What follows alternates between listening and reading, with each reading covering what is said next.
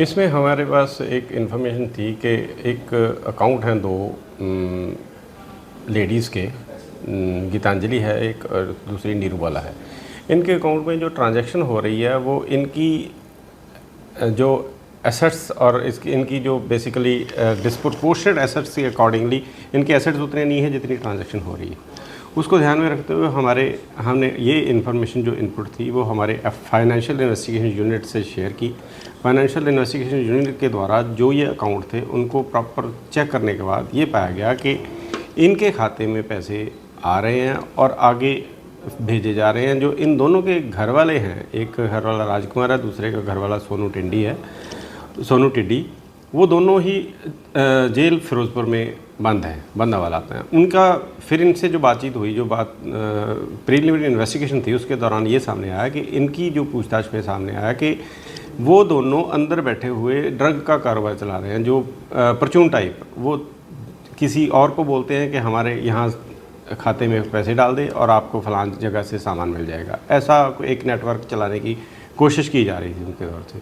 उस रैकेट को, उस नेटवर्क को after getting full information from our financial investigation unit से हमने पूरी इंफॉर्मेशन लेने के बाद, इन अकाउंट्स की पूरी डिटेल लेने के बाद हमने उनको नॉमिनेट करके पर्चा दर्ज किया था। फिर उनके जो बंदे खाते में पैसे डाल रहे थे उनकी स्टेटमेंट्स रिकॉर्ड की इसमें, और डिटेल में जाने के बाद फिर हमने इन दोनों को गिरफ़्तार किया है।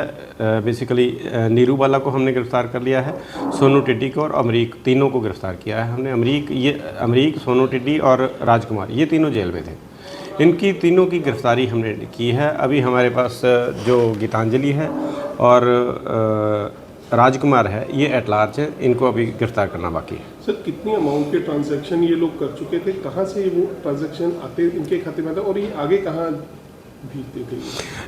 वो एक इन्वेस्टिगेशन तफ्तीश का विषय है। उसमें यह है कि स्टेट बैंक ऑफ इंडिया का अकाउंट है, पंजाब ग्रामीण बैंक का अकाउंट है, बैंक ऑफ बड़ौदा का अकाउंट है, जो अकाउंट तीनों नीरूबाला के नाम पे हैं। इसके अलावा बैंक ऑफ इंडिया और एक्सिस बैंक के 2 अकाउंट हैं जो निशान सिंह और गीतांजलि के नाम पे हैं।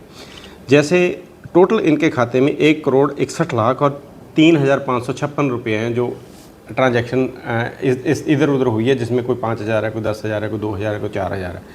ये अरसा है अलग से लेके 2-3 साल का, जिसमें अलग अलग समय पे अलग अलग लोगों द्वारा पैसे इनके खाते में डलवाए जा रहे थे।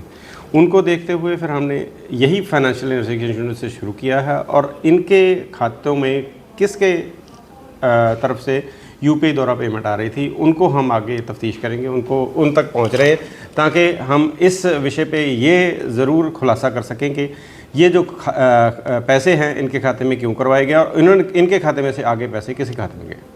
तो सर, जो पैसे इनके खाते में आते हैं, लेकिन जो हेरोइन का नेटवर्क था वो ये लोग कैसे चलाते हैं?